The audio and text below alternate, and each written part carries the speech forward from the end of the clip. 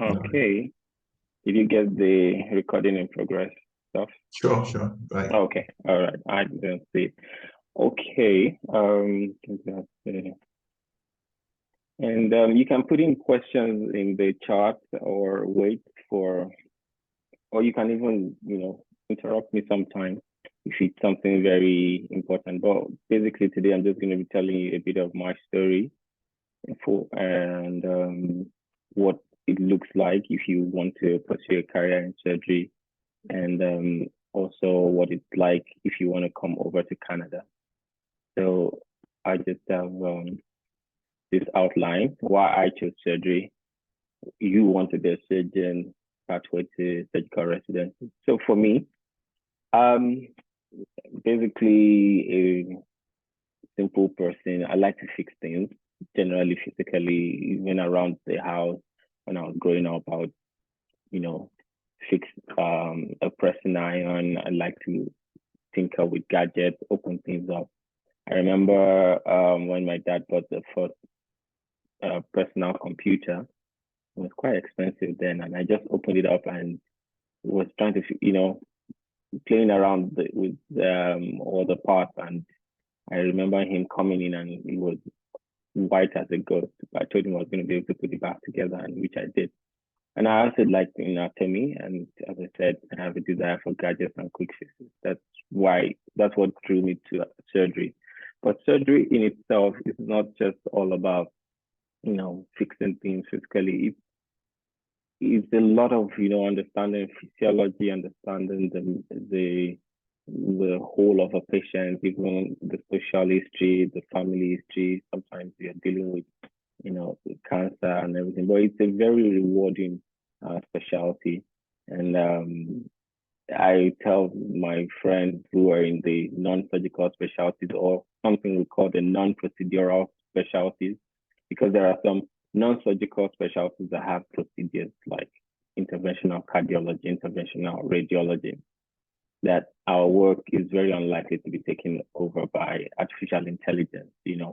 These days AI is really making a lot of progress such that it can make diagnoses and can also offer, um, medications or therapy. But it will take a while before the AI will be able to do a heart transplant. I'm sure Dr. Adeyemi agrees with me. And there are rewarding outcomes. I remember that you guys are probably already sure that you want to do surgery and you know what I'm talking about, where on the medical ward, the patients are just grumbling along for days and days. But surgery, they come in, you do what you have to do, and then, try to make them recover as soon as possible, see the reward, the outcomes, like the skin is healed, they're able to pass gas, move their bowels after you've corrected a block in their intestine. And interesting thing about surgery is that there's a lot of innovation. I don't say there is no innovation in the other specialties, but surgery is at the forefront of innovation. So if you want to be a surgeon, for those of you who are not decided, there are all the myths about, oh, too hard to do. It's there are toxic people in it. That's not true. Dr. Adeyemi here is not a toxic person. I'm sure you know he's very kind. And so now the truth about surgery, some of the reality checks is that yes, you're going to have longer hours. Um, when I was in UCH, I know that the earliest we rounded was on neurosurgery, and that was like 6:15 a.m. And that could go on for almost the whole day, and then you sometimes stay back for till 6 p.m. In urology, we used to have rounds at 6:30. I think it later became 7:30 a.m. and then we sometimes wouldn't get back home until 10 p.m. So it depends on the subspecialty you take and the people there. But one thing that is common in most surgical specialties is that you have to put up with long hours. Here in Canada, I started residency in general surgery at University of Toronto, and many times I have to start rounding at 6 a.m. sometimes 6:15. And this is all because we want to finish seeing all the patients before we start the OR. And the OR starts at 7:45 because the team of people in the OR and the nurses, all of them, they start their day at 7:45, 8. So they're not going to wait for you to finish your rounds and stuff. And so we try to make sure we see all our patients before we go to the OR. And then after OR, we sometimes, take a look at some of the sick people before we go home. Yes, it's also very competitive. Even in Nigeria, it can be competitive. There are fewer and fewer sports in many places all around the world. In Canada, if you're coming in as what we call an international medical graduate, the sports for surgical specialties are very, very few. For general surgery, there are only 4 positions every year. For urology, there are 2 positions every year. Let me see, O&G will probably be like 10, but it changes because sometimes that. And you need to work on technical skills, just like I said, it's hands-on. So one part of the training that might be different from other specialties or other specialties is that you would need to practice a lot.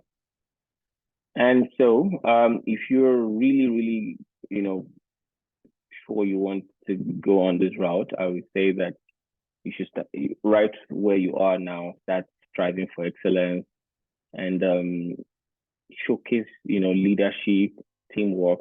It's not just enough to be academically sound. You also need to showcase some leadership and teamwork. I'm glad that someone here, that Jachi was president of what's that, NIMSA or what? Yes, sir. That's IMSA. NIMSA, right? UIMSA. UIMSA. Okay. All right. I spoke with students on NIMSA like 3 or 4 weeks ago, so I thought I saw you there. Then for all of you, if you still have the time for electives, it's very important that you spend some time doing your electives in surgical specialty you're interested in, and you should get involved in research in that field, especially because it's competitive. So by showing that you're interested in the research in that field, most people would understand that you're passionate about that field. And it doesn't need to be something highfalutin, something really big. It can just be simple or patterns of presentation of trauma, or the attitude of medical students to a specialty in trauma or something, if you are interested in trauma. And then this line, I find that is something true. Practice not time. I know that we do basic surgical skills. I don't know if we do that for medical school, and we don't call it basic surgical skills. What do we call it? I don't know. Anyway, so if you can't practice, it's some other name. I can't remember. Some other name, yeah. So I should remember that. Just keep trying that. You get, twine and everything. Keep trying it. One day you would probably be asked to scrub in, maybe when you're on elective, and then someone is like, "Oh, can you tie with your hands?" And you say, "Oh, I could try," and they get impressed. I don't know why that works, but it just impresses surgeons all over the world. And then there are relevant societies in that specialty. And I found that even here, in trying to be more competitive, a lot of students actually create societies and organizations, like they'll say medical students interested in O&G, and they would have this, it's nothing very structured, but at least the fact that there's an organization or society that you created or that you joined makes your CV also look like, okay, this person is really interested in this subspecialty. So now you guys are done exactly in a few months. The next step would be to do your house job. I'm sure you know that. It is 1 year. Sometimes I try to advise people, whoever is thinking of coming to Canada, that you have that 4-week vacation in your house job. if you can and if you want to, you could use that extra 4 weeks to do psychiatry. The reason why I said so is that for those who want to come to Canada who wouldn't mind doing maybe family medicine or general practice, your house job is considered postgraduate training, but they usually require like 4 weeks of psychiatry too. So if you have that, it might be helpful. But really, I'm not going to be talking much about that because all of you are going to be surgeons, so no family medicine here. And then you do your National Youth Service Corps. When you're there, during your house job and your NYSC, I mean, you can start preparing for your primaries. You have the textbooks that are recommended. The other thing is to spend time with surgeons, when you're in the general surgery and O&G rotation, really push to be able to go into the OR. Ask. If you don't ask, most residents wouldn't bother, asking you to scrub in usually. But if you ask, and I know that in some places you probably might need to pay for your scrubs, but you just need to like show interest. And then you do your primaries, you do junior residency, which is about 2 to 3 years. You write the part 1 exam. You also do the senior residency, 3 to 5 years, so neurosurgery 5 years, and then you pass the part 2 exam, and then you become a fellow of the college, and then you can get a job as a consultant. And you can add academic degrees on the way. I did a master's in science in surgery. So my story is very simple. I did medical school in Ife, the greatest Ife, and then came to Ibadan for more residency. I heard you guys know me, so you probably met me at some point. I did the first 3 years surgery in general. Now, in my final year in medical school, there was free browsing, MTN, and I didn't know what to do with it. Then something just touched me and said, oh, why not look for places to go to, abroad for an elective? And I just started sending random emails. And then I got one email back from the University of Manitoba. So I actually went for a 4-week elective in pediatric surgery in the University of Manitoba in 2010 when I was in final year in medical school. So I think that started my pathway towards Canada. And then when I came back, I graduated, came to Ibadan. I did my house job in Ife. I did my NYC in Ilorin. I wrote primaries during, I wrote my primaries during house job. Yeah. And then I applied and got a position in UCH. And then towards the end of junior residency, I was also, I had wanderlust. I always want to go out of the country to see what's happening out there. So I also started sending emails again. And University of Manitoba responded and said I could come for a 3-month elective in general surgery and trauma. And then I also got like a 4-week observership in urology somewhere in Toronto. And so when I came back, that was just after my part 1. When I came back, I joined urology. I chose urology because of the gadgets and the people and the lifestyle. And then when I finished residency, I decided that I was going to Canada. So I'll tell you more about that pathway. So Canada, I don't know, you guys probably know about Canada a lot. A lot of information is going out there. It's sparsely populated, but it's the second largest country. It has 10 provinces, 3 territories. The healthcare is good because it's publicly funded. Anyone can get full access to healthcare in the hospital. So for prescription medications, dental, you still have to, pay out of pocket or get supplementary insurance. And the medical practice is not regulated at the national level, it's regulated at each province. So the requirements to practice or for licensure in each province are slightly different. But the basic thing is that you have to have a medical degree and you must have a postgraduate training. The minimum is family medicine of 2 years, and then neurosurgery of, I think, 7 years. And there's actually a lot of need for healthcare professionals, and a lot of it will be family physicians that they need. But then, yeah, they also need a lot of surgeons, because the wait times to see a surgeon or to see a specialist can be very, very high. Sometimes it's taking up to 3 to 6 months to even be able to get that first appointment with a specialist. And yes, here medicine pays very well. They actually pay better than their senators or the people in government. Yeah, I think a urologist makes an average of $300,000 to $400,000 a year, which is quite a lot here, where the average salary is about 70, 80,000. And it's, most of it is like fee for service here, not really salary. So whatever you do for a patient, then you bill the government. The government then pays you. It's called fee for service model. That's why there's no standard salary for anyone. It's about how much you put in, how much work you put in, and what the government is willing to pay you for some of those procedures or some of those whatever you've done, whatever service you've provided. So the overview for Canadian residency, if you want to come over,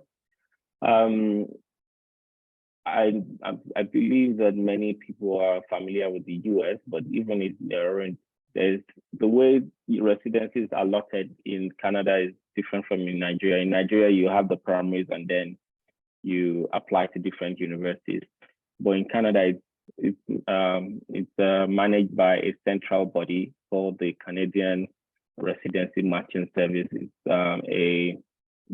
a body, but they use an algorithm to match applicants with a program. So every year, sometime around December, let's say October, they open up the CAMS portal. Everybody signs up. You then put in all your credentials, your CV, your statement of purpose, your reference letters. All of that will be on that portal on the website. And then you choose the programs you want to send all your applications to. And then at the deadline, you have to send all of that. Once you've sent it, the programs get access to your information, your CV, your transcript, your statement of purpose, letters of reference, and your dean's letter too. And within a few hours to a week, they would then choose those they want to interview. So you move to the next level. So you get interviews. After the interviews, then it comes to the ranking season. The ranking season is where an applicant will choose the programs he wants to go to based on his preference. So someone like me, I would probably choose University of Toronto Urology, University of Toronto General Surgery, University of Toronto, maybe Obs and Gyne. You can actually apply to anything you want, but you rank them based on your priority. And then the programs themselves to then rank candidates according to their preference for the people they want to train. So they would rank Adeyemi, then Fasola, then Jachi, and then the computer does its algorithm. You can go to their website to see how the algorithm goes. It tries to match people to what their preferential choices are based on the preferences of the programs too. So it's more on the preference of the applicant than the preference of the program. But I would not bore you with that. You can get more information on their website. However, you have to have permanent resident status in Canada, which you can start applying for. Usually, I think doctors have good points because they do well in their English exams, and the medical school certificate is seen at the same level of a master's. So the points, and it's a point system for the PR, and you can get very good points, and so you probably get the PR status. The only thing I say is that it's best to plan very well. Don't just come over to Canada without already having a good plan. You've already done your NYC and house job. You probably have started writing or preparing for the exams, because once you come here, it can be difficult to, keep up with the expenses, keep up with writing the exams. You're looking for a job and all of that. So good to, sit down, plan very well before you come over here. I had permanent residence status even when I was still a resident in UCH, and I didn't abandon the residency. I landed, but came back to Nigeria to complete my residency, and I made sure I'd gotten all the, I started preparing for the QE1 exams. I knew where to go, what I wanted to do before I eventually came here finally. I'll tell you about another route to coming to Canada very soon. Now here, the surgical residency is interesting because there are two residencies going concurrently.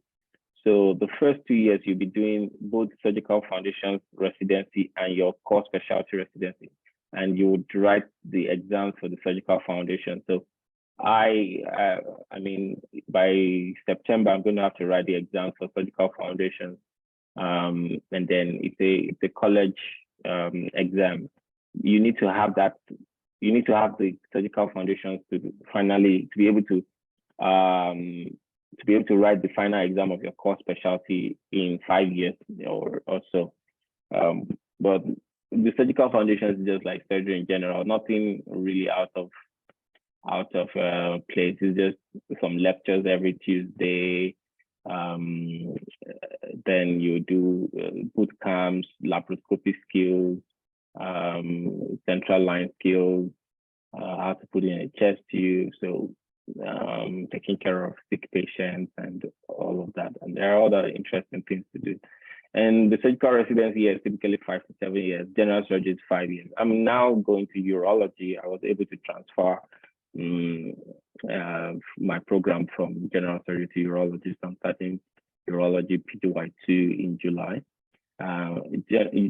Neurosurgery is about 7 years because they have 1 year of research that is mandatory. And here when I said some programs, I mean like the schools. The University of Toronto has what we call Surgeon Scientist Training Program, where they actually sponsor you to take a break in your residency to go and pursue an academic degree. So you can go get an MSc or a PhD while they pay you a salary at the same rate as the resident. And usually that's like the best deal of your life, because most PhD students or MSc students, you're not making money. You're the one actually paying for your program, and then they probably even give you some tiny stipends as a PhD student. But here you're getting like a salary at the level of a PGY3 or PGY2, which is not too bad. And you have grants paid for and all of that. So a lot of people take advantage of that, and it's just because they want a lot of their surgeons to be quite academic. And then once you're done with residency, after these 5 to 7 years, many people still go ahead to get a fellowship because jobs are very competitive here. So you probably still need a subspecialty fellowship after your residency, except if you want to just be a community surgeon. But even some of those places where the competition is not so high, they still, if somebody else comes back with a fellowship, they might get the job better than higher than you. Now, some people might be confused. What is fellowship? How is it different from residency? So in North America, residency is the period that is the mandatory postgraduate training before you become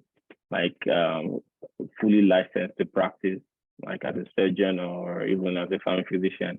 Now, fellowship is optional after, but it's like you spend 1 or 2 years doing one particular part of that specialty. So like in general surgery, there are fellowships in trauma, there are fellowships in minimal invasive surgery, there are fellowships in bariatric surgery, fellowships in surgical oncology, hepatobiliary surgery, where every day they do Whipple's surgery, Whipple's procedure. And in, I don't know, I heard nobody's interested in urology here, but yeah, there are endourology fellowships, urology, oncology fellowships, and all of that. And so how is the salary paid? So you get a stipend. It's not so much. It's about 60 to 70,000 a year as a resident. But as I told you, attending make up to 300, 400,000. So in Nigeria, a resident takes home about maybe two-thirds to three-quarters of what a consultant takes. But here, the gap is very wide. This is a busy slide. So this is just a summary. To start the pathway, you should get an account with this on this website. It's where you start to verify your credentials. So physicianapply.ca, set up an account with them. First, verifying your credentials is just, you say that you have your medical degree, you put it up there, they send a copy of it to your school to verify it. And once that is done, then they have it. And it's the same portal you use to apply for everything medical in Canada throughout your life. So it's always good to have that. So you probably can start maybe once you're done with medical school and you have your certificate. So you can start by first verifying your medical certificate, and you can just leave it at that. Then you can actually take this exam in Nigeria, the MCCQE1, that is the Medical Council of Canada qualifying exam 1 in Nigeria. There are prometric centers there. To prepare for it, I will show you a slide, but to prepare for it, you can use the UWorld, which is a question bank for USMLE, UWorld Step 2 CK. That helped me a lot. Then the NAC OSCE is the National Assessment Collaboration. It's an OSCE exam. They just want to see how you do well, communicating with patients, clinical reasoning, and that you would have to come to Canada to do. So it's twice a year to do that. But once you've gotten your QE1 and you've verified your credentials, you're done with your house job, maybe you're done with your NYC, and now you have your permanent residence, you can just apply for the NAC OSCE and come over. Or you could try to get a visitor's visa to come to write the NAC OSCE, but sometimes they are refused, but yes. And then you write the IELTS, the academic exam, and there's a CASPA exam. Don't worry about that. It's just judgment. It's a very little exam, but these are the exams that are usually required for residency for immigrants. Interestingly, their own medical students don't write any of these exams. Medical students, just when they've done with medical school, they just apply through CAMS too, but they don't need to write the exams. And then they are chosen based on how they interview and how their CV or their electives look. Some provinces might require you to participate in what we call assessment programs. I also don't want to bore you with that. They're just assessment programs before they can give you the opportunity to apply for the positions in their province. It's just a way to cut down people there. Cut down the number of people applying. And then, citizenship or permanent residency. So permanent residency is probably what you would get first before you can get a citizenship. And get personal letters. Some of the programs actually ask for essays, like general surgery access to write essays. They give us 4 different questions, and they just wanted 150 words for each to answer each question. And your CV, there's a way, the Canadian way of arranging the CV, but nothing too out there. It's just, I like your electives, which they like to hear about. I like your leadership qualities, your extracurricular qualities, and then, if you have research too, you put it there. And your letters of reference from your program in Nigeria. But if you're coming to Canada, I would say that you should get an elective here or an observership here, and you can get a letter of reference from one of the preceptors here, which helps a lot because they don't know a lot of the surgeons from Nigeria. So they might only take what they say about you with a grain of salt. They're not even sure whether the person is not your brother or your sister who's writing it. But if you get a letter of reference from someone here, maybe because you did an elective, kind of puts a little more weight. Now there's something called the Dean's Letter. Most schools don't have it, but many, I think UCH should have it. I got one from my own medical school, IFE. It's just like a summary of how you did through medical school, like year 1, year 2, year 3. You did well, you did not fail exams, you were of good behavior and all of that. It's just like a Dean's Letter. I think UCH has that. Oh, sorry, UI has that. And then you submit via the CAMS website, and then you get the interview offers, prepare well for the interviews and give your best and hope for the best on Monday. Day. I would advise that if you're looking into Canada, then maybe you should concurrently plan for US too. US is a little different from Canada in that the positions are all competitive. Everybody can apply for all the positions in US, so the chances are a little higher. But in Canada, the positions are separate. So the Canadian medical students have their own positions that are kept for them. And then there are a few spots that are kept for immigrants. So like I said, urology had just 2 in the country, general surgery had 4. And those are the ones you can apply to. You can't just apply to everything for the best and match.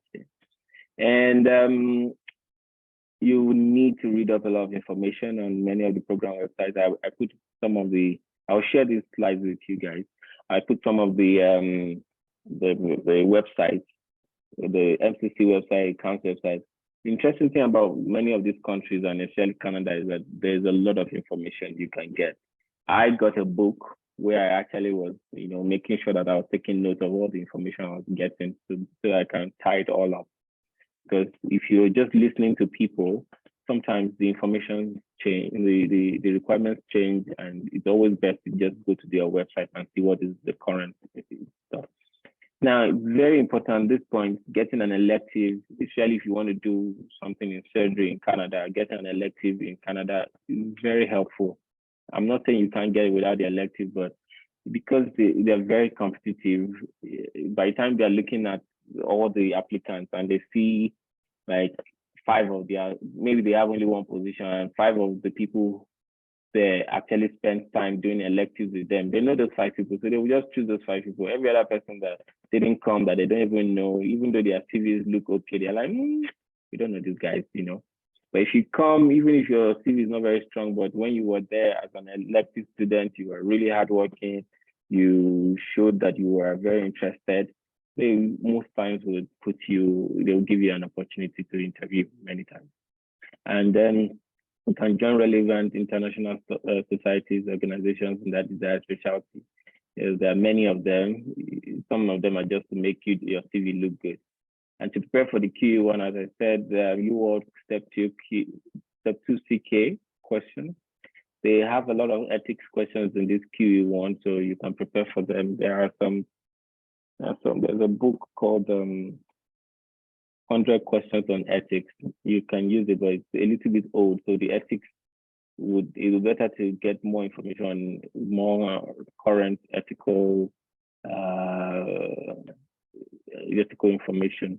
And then on their own website, the Medical Council of Canada, they have like a practice question. So when you're ready for the exam, it's good to take this practice question, and it's quite really, really representative of what you will see on the exam. Okay, I did not want to show this slide. It's here now.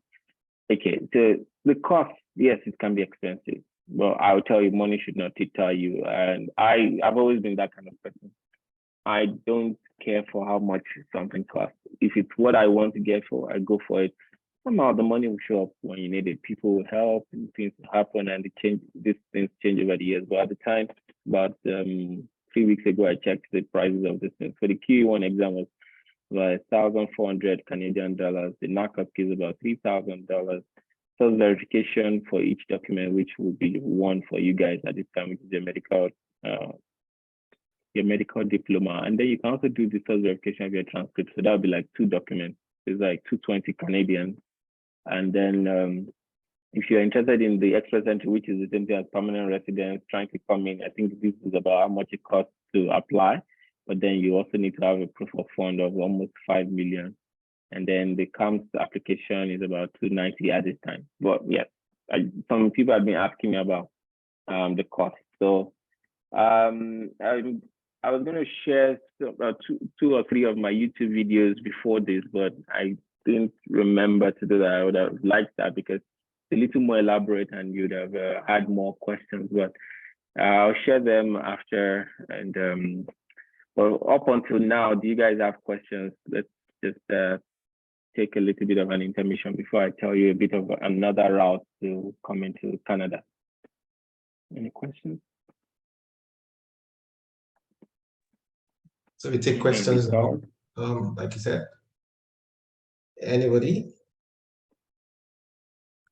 Okay, Bianca raised her hand. Okay, go ahead, Bianca. Good. Yes, good evening, sir. I have a question. My question is about first is about the permanent residency. Like the US, I'm aware that like you can write step 1 and step 2 in Ghana. Like you don't need to travel. And ever since they canceled the clinicals during the pandemic. But I saw you mentioned getting a permanent resident. So my first question is, getting a permanent resident, do you need it before you start writing your application? Like, do you need to be there before you start writing these exams and preparing for the application?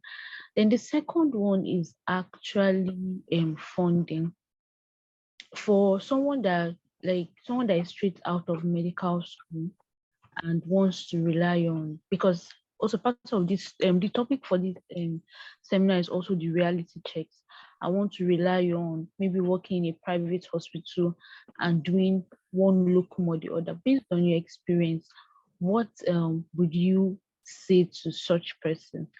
And then the third question is, when you are there, if your response to my first question is yes, when you are there, how do you get a job while you are trying? Because you spoke about making your plans. How do you get a job while you are trying to get maths into residence, especially if you don't get maths immediately and you need to retry again? Thank you. All right, those are really good questions. For the first one, absolutely, you can actually write many of the exams even before you get your permanent residence. I mean, you can write IELTS, you can write QE1 in Nigeria, you can write it in prometric centers in Nigeria. The NACOSCI, you would have to be in Canada to write. Now, you don't have to be a permanent resident to write the NACOSCI, but you would need a visa to come to Canada. So it's either you get a visitor's visa to be able to come and write the NACOSCI, which sometimes is a little difficult because they're not sure that you're going to run back. That's why most people write it just after they've gotten their permanent residency. But you would need the permanent residence status before you can apply for residency, before you can apply for CAMS. So you might have written the exams and everything, but before you can apply for putting your application for CAMS, you need permanent residence status because they only give those positions to their citizens or permanent residents. And permanent residency these days apparently is not taking too long. I think COVID made it longer, but now it's like once you apply, if they invite you to apply, once you get into the pool, and if they then invite you to apply, within 6 months your visa will be ready. So I would say that try and do the other things, do the physician apply account, just verify your medical school diploma and your transcript, prepare for QE1. That should take you I think you should give some time to prepare for it because it's different from what you learned in medical school, kind of a little, because their own style is a little different, but maybe because I wrote it a little later. So that can take a few months too. And then you can write the IELTS. You probably need the general IELTS to apply for permanent residence. So you write the general IELTS first, don't write the academic yet. And then all of this will be happening while you're doing your house job, and you can start saving during that time. If you're sure you want to leave, you can start saving. You do your house job, then do your NYC, and look for NYC in a place that pays well. but that doesn't always happen. And then what I usually advise is that I think that you should have everything almost ready to go before you come. So I would even say you should write your primaries in Nigeria and start the residency there, but with a goal that you're coming over, because you can start making some money. The residents are paid well, so you can get some money from that. And then you might have to reach out to friends and family for loans if you want to. And all of these funds, you don't have to pay at once. You pay them little by little, little by little. Before by the time the most expensive there is the narcotic, which is $3,000, and that will probably be when you're already here. So all the other things you could have started paying for little by little. And your second question, no, I've talked so much, I don't remember exactly what you said. Can you remind me? For the second question. Okay, sir, I spoke about when you are over there, jobs. That was your third question. How about your second? Do you remember? No, I don't. Okay, because I think I answered both of them together. So, but jobs that you can do when you come over here, there are so many of them. The only thing is that you would need to modify your CV and tailor it to that job that you're looking for. There are jobs on Indeed. Some people even get jobs before they leave Nigeria. Like I have friends and family members that got jobs already from before they left Nigeria coming here. So the trick to getting a job in most of these places is that you have to modify your CV towards the requirements of that job. So you don't just use the same generic CV for everything, because first, it's like there are some AIs that help to look through all the CVs that are submitted, and the AI kind of compares what's on your CV and what's the requirements of the job. And if they are similar, they will pick you out, and then they usually offer you an interview. And sometimes you might be overqualified. I had to take down a lot of my, MSc, surgical specialty stuff, so that I actually did 2 small jobs. I worked as a COVID-19 contact tracer when I came in. I was a team lead. I was working from home. And second one was I was actually building what they call it, rotations for nurses with some big Excel. I became a master at Excel, but I got that job because I was just playing around on Indeed, and they liked me, and they gave it to me. But there are other things you can do. Some people actually do not very exciting things, but there are things you could do. If you can drive if you get a driver's license, you can do Uber. But I probably would say what you need to do is save a lot of money as much as you can. Come here, live very frugally, and so you don't have to be chasing money, so that you can have time to prepare for whatever exam that is left, and prepare for trying to get into the system. Okay, and so I think I must have answered your second question in terms of where you can write the exams. I will quickly move on to the next step, and then we'll take all the questions. Okay, yeah. There's just one more person. Okay, go ahead. Yeah. Just a quick one, Jackson.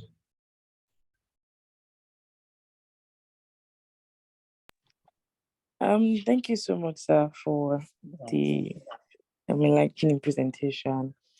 My first question is concerning the Canada pathway generally. I know that mainstream, what is out there usually in our faces, is UK, US. Of course, we are aware of Canada, but it's not as publicized or as marketed. And I don't know if you know why, and is it because maybe there are some drawbacks with that particular pathway? I know I heard one time from a fellow, a senior colleague, that it is a long process or something like that, and it's not a sure thing. But I just wanted to know from your perspective. Then the second question I have is concerning your master's program. I don't remember, you said you did it in surgery, or I think I had surgery. I don't know if you have any ideas on master's program that would be contributory to a surgical residency. Of course, besides public health and just what I have in mind personally is biomedical engineering. I don't know if that is contributory to a surgical residency. Thank you, sir. All right. So for your first question, in truth, Canada pathway is tougher than the UK. Okay, the way I would say it is that it's tougher in a special way. The first thing here for Canada is that for you to get a residency position, you have to be a permanent resident or a citizen. The other two places, UK and US, you don't have to be, that's one. Second thing is that in Canada, the positions for residency for IMGs are few. They are like kept apart for those IMGs. So I've told you a few times the numbers that were available. You can see them on CAM's website. Just go to CAM's website, you see the numbers available every year. And so those numbers are few, especially if you're coming for surgery. And so because of that, it's so competitive. A lot of people are coming into Canada from all over the world because the economy is great. I heard there is almost 10,000 medical doctors in Ontario alone who are not in practice already, and everybody's applying for this. Everyone is applying for these few positions, and they don't have that middle level manpower that they have in the UK, like specialist registrar that they have in the UK.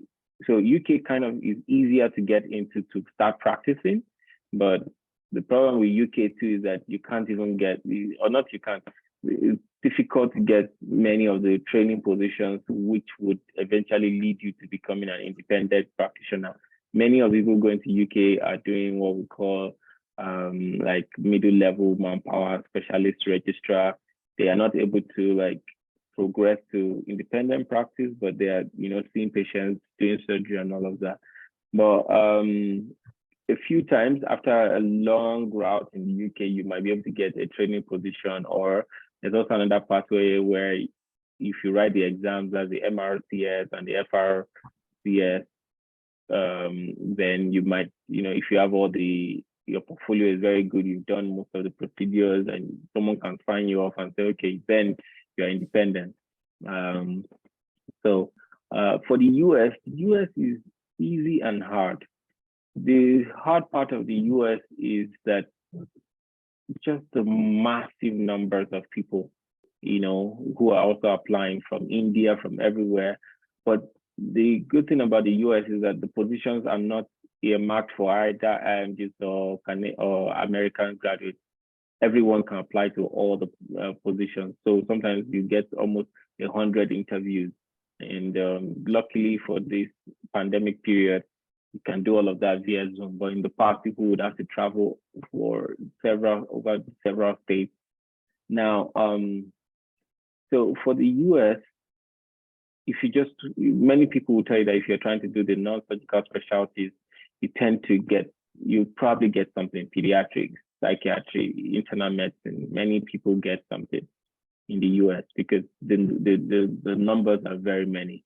The numbers of positions are very many, but the surgical specialties are a lot more competitive. So for those, in the past, you would need very high scores in step 1, like also very good scores in step 2 CK, and then maybe an elective if you have done that, which helps a lot.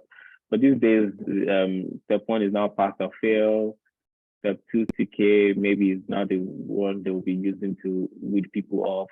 But I think that's why I put in there that if you're looking towards Canada, just do everything together, the US and Canada together, because the exams are kind of similar and they're about in the same part of the world, North America. So, and in terms of, visa status, you probably get J1 or H1B visa. So you are not really trying to get permanent resident status in the US. But the problem with those visas is that, like for the J1, you need to come back to Nigeria and spend at least 2 years before you can go back after your residency. But a lot of people are able to switch to H1B visas. So I think the truth is, yes, it is tough. in Canada, and maybe that's why a lot of people are not even chasing Canada. I have a friend who recently matched into general surgery, but he had applied 5 times. He's been here for a while, but you know, he kept at it and kept at it, and now he's done it. So nobody will remember how many times he did it, but yes, that can be a lot of time. And for the masters, I did it in UI. UI had a master's in surgery at the same time. So we did it together with residency. There are also online masters you can do. There's a master's of surgery with Edinburgh that you can apply for and do. That can help you. But I think that your master's in biomedical engineering would actually be fun and exciting if you can, you know, when you show your CV here, many people would like to see some diversity. You know, if you have a master's in surgery and you have residency in surgery, it's all surgery. But some masters in biomedical engineering is really, really cool. I am very interested in biomedical engineering. I'm actually looking into doing a PhD in biomedical engineering with some AI and robotics, and I like to invent stuff. So I'm excited that you're looking into that. So you can look into it either locally or internationally, but you have to be careful because it can be expensive and it can derail you. So you have to balance what are your goals. Look for that, face those goals, and you can always get this by the side. But yes, some people use the student visa route to come into the country. You do get a master's here, and then while you're doing that, you find a job in biomedical engineering, and then you get your permanent residence status, and then you then apply for residency. Okay. Let's just be quick so that we don't spend too much time. Yeah, we can finish up right now. Yeah, so the next part of this is mostly just telling you about some other pathway that I think a lot of people should look into if Canada is not like straightforward. I call it the UK rule. It's just like a detour. You know, why this is true is because, as I just explained, Canada can be a little tough to get into, break into. But Canada actually recognizes postgraduate training of some other countries. So if you get postgraduate training in those countries, and you can basically just walk into Canada and, you know, say, hey, I've been trained here, and so I don't need to do residency or retrain here. I can just start working. Well, it's not that straightforward, but yes, it's basically that. And so Australia, New Zealand, Hong Kong, Singapore, South Africa, Switzerland, UK, Ireland, and they also recognize residency from the US. So but for the US, you just have to come in. You can walk in, and so for this, you just need to complete postgraduate training in UK or Ireland. I mostly recommend it for those who want to do family medicine, because to get a GP training position in UK is kind of easier than trying to get surgical positions. I have a lot of my friends who are urology, O&G, all of them in UK, general surgery. And I think out of all of them, I don't know of any of them that have gotten a surgical training before. And they are really good people. So I don't know. I'm not very sure about how well it will go if you want to chase the UK route and try to get a surgical specialty. But I would say that if you want to leave the country, I think the way to rank it would be US. And if you're looking to US and ever think of Canada, maybe US/Canada, then in the meantime, you can go to the UK to make money that can help you fund, you know, some of the exams and stuff that you might need to come to the US. But all in all, you might be able to get a training position in the UK. Now, what I've heard about the UK, I don't know so much, is that you can go there and become a house officer, senior house officer, and you can mostly do most of your rotations in maybe that surgical specialty. You can be an SHO in orthopedics, and the more you're doing there, you get reference letters from the orthopedic surgeons there, and then you can then apply for a training position in orthopedics there. And if you then get a training position, especially those training positions that take you all the way because there are some training positions that you have to renew every year. I'm not sure about the details, but those that finish you all the way. Once you're done with your orthopedics training, I would just say you can then look into Canada for a fellowship. And then once you're done your fellowship, you can tell Canada that you want to do what we call a training assessment. They will assess your training in the UK or South Africa or wherever you went to. And if they think that your training was okay, they will allow you to write the Royal College exam for that specialty. And once you write that exam, then you just need to write the QE1 exam, and you can get a licensure with the provincial regulatory body.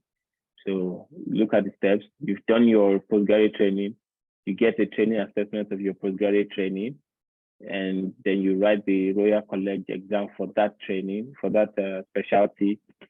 For family physicians, they don't usually write an exam, but I can't do that because we're talking about surgeons here. And then once you have the Royal College exam for that specialty, yeah, you have the QE1 exam, then you can get the licensure to practice with that in whatever province you want to go to. So if you want more information, these are the websites. These are just screenshots from the website that tells you about how the pathway to go. So there's this approved jurisdiction pathway. And then many of these things are usually updated all the time. So this is for family physicians. Let's keep it. Then so for UK, this is also family physicians. Keep it. So this is just like, this was a UK GP training position before, but I changed it yesterday.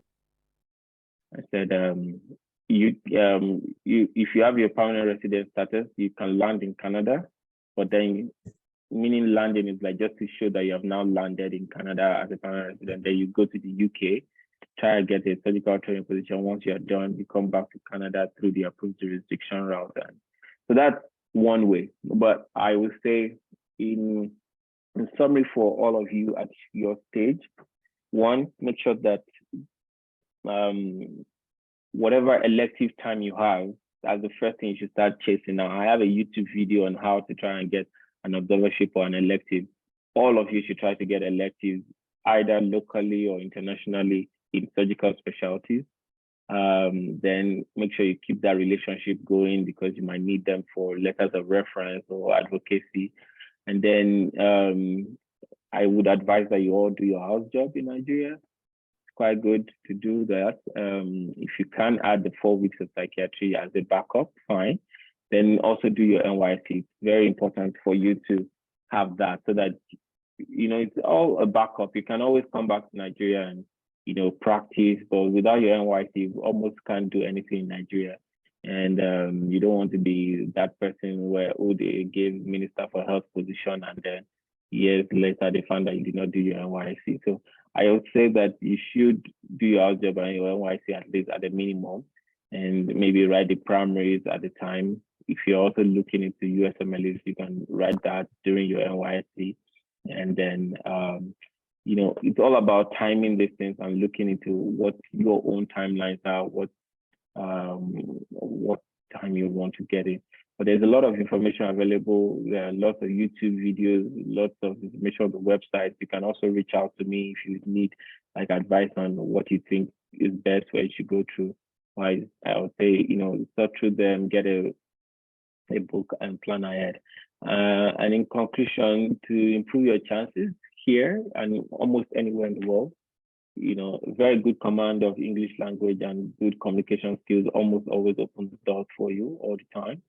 And then relevant clinical experience, that is electives in Canada or whatever country you are interested in going to. And interestingly, for medical students, electives are, if not for the pandemic, electives are something that most people are very, you know, happy to give you to come over to do it. It's a little bit expensive because you will fund like your accommodation and your feeding and everything, but yeah, you can make sure you do that and you show that you're excellent. And then yeah, at the required exams you do well, and you have to have good knowledge of the programs and lots of luck. So these are some of the websites. That's Physicians Apply websites. For the examinations, that's NACOSCI and FCCQ. When you go to the ncc.ca, and then this website CMPA, is the place to get information about ethics that can help you with preparing for MCQ1. CAMS is where we apply for residency, and the questions on CAMS.zendex.com like answers many of the questions on how to apply for residency and what to do. Then many YouTube videos too.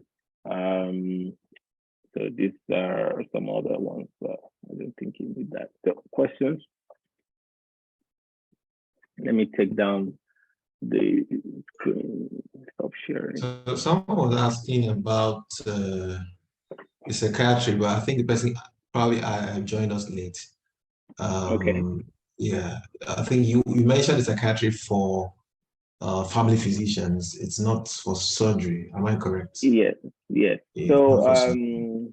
there's a practice-ready assessment pathway because they have a large requirement for family physicians in Canada. So they want people who have like GP training, general practice training, or family medicine to come over and just start practicing almost right away after like 6 months of supervised practice or assessment.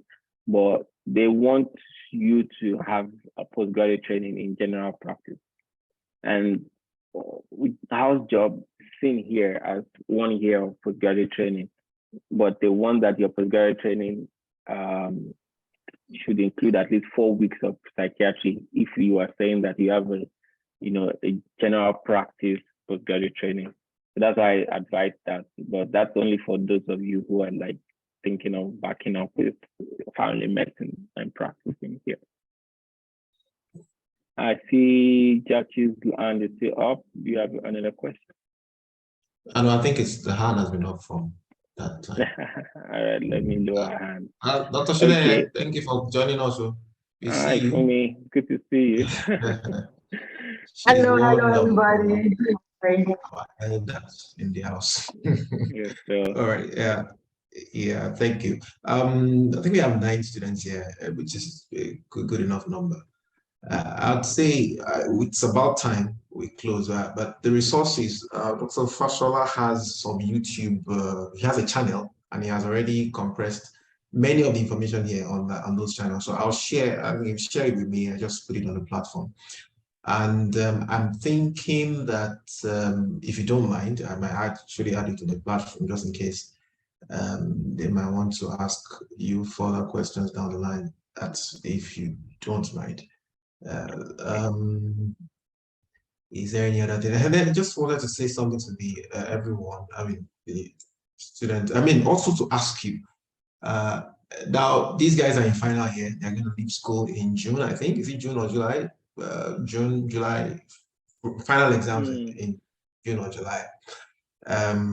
So I don't know how many of them have done electives in Canada or something. But is it possible that, even after you finish medical school, you can still go as an elective student, as it were? So it's easier to get an elective as a medical student because that way everyone knows that you're going back to your country. Oh, once you are done, everyone is worried that you're going to be a flight risk, you're going to run away. But you can still get it, One trick would be to apply now while you are still a medical student. While you're a student. Yes. Right. So just say, hey, I'm a final year medical student and I'm interested in an elective. And on my video, I put like what they call now, a template of the kind of emails you send. Just send it all across everyone. Some people will get back to you and say, oh, so when do you want to come? You can say, oh, I'm willing to come in August. Now, once they set up all of that and everything, yes, you are done with your exams in July, but you applied when you were a medical student. You get what I mean? So that's one way. And even if you're done medical school already, it's easier to get an observership. But the problem with observership is that you're not really doing anything hands-on, and it's hard for people to give you a very good reference letter when they don't see your skills or you really interacting with patients or providing service. But it's still something, an observership is still something to get your foot in the door, to get people to see you. You can still impress with your communication skills and even your ideas about, and you can show your interest in surgery.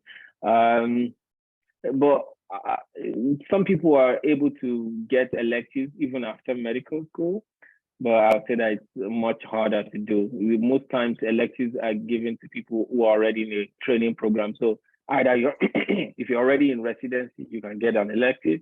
If you're in school, medical school, you can get an elective. Yeah, that will be it for. Well, I think the way to beat it is that for all of you who are still in medical school, if you start, the process now, everyone knows that you started applying when you were a medical student.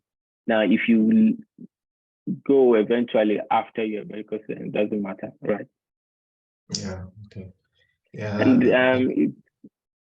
yes, for Canada, fine, but I mean, you can also apply to do electives in other places, UK, US, even in Nigeria. There, I find that many people use the elective to watch Netflix. Not very good.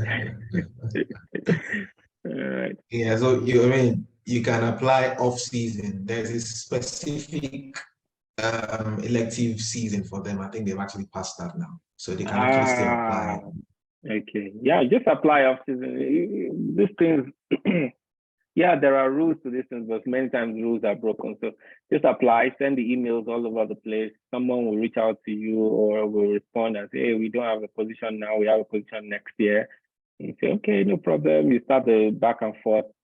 I think where you're going to probably have a snag will be getting your medical school to getting UI to approve the elective, because they'll be like, oh, what time are you going? I thought the elective season is over, but you can always have a one-on-one talk with them. Oh, it's going to happen even after, after I've graduated. I just need you to find that, okay, I'm a medical student and all of that. And okay, no problem. I mean, and you can always go sometime during your house job, but that would mean that either you have an agreement with your during house job to extend your posting by a month or a few weeks, or you then use that time as that's your break, the 4 weeks break for your elective during house job. But yeah, it's not too late. I don't think it's too late, but yeah, it can be takes an average of, I don't know, 6 months thereabout sometimes if you're trying to come to Canada.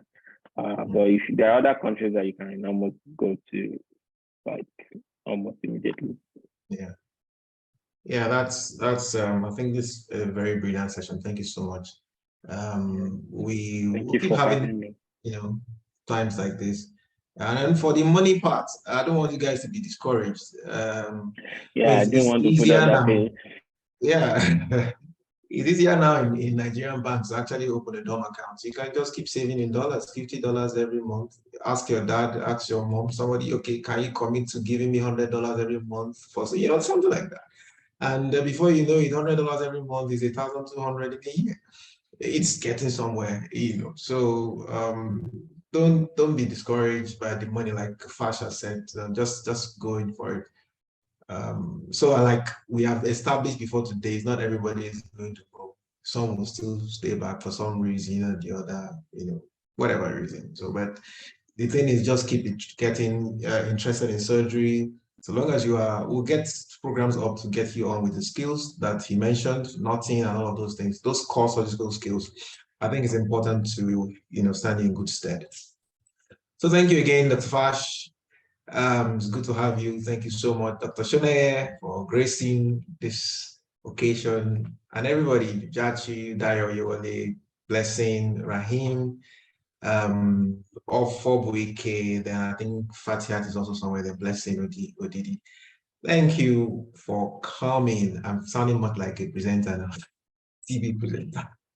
Okay, guys. I'll see you guys later. I'll share the YouTube videos with us on the group, and I think we can also add Fash to join us for some time. Okay, bye-bye, everybody. All right, bye, everyone. Bye.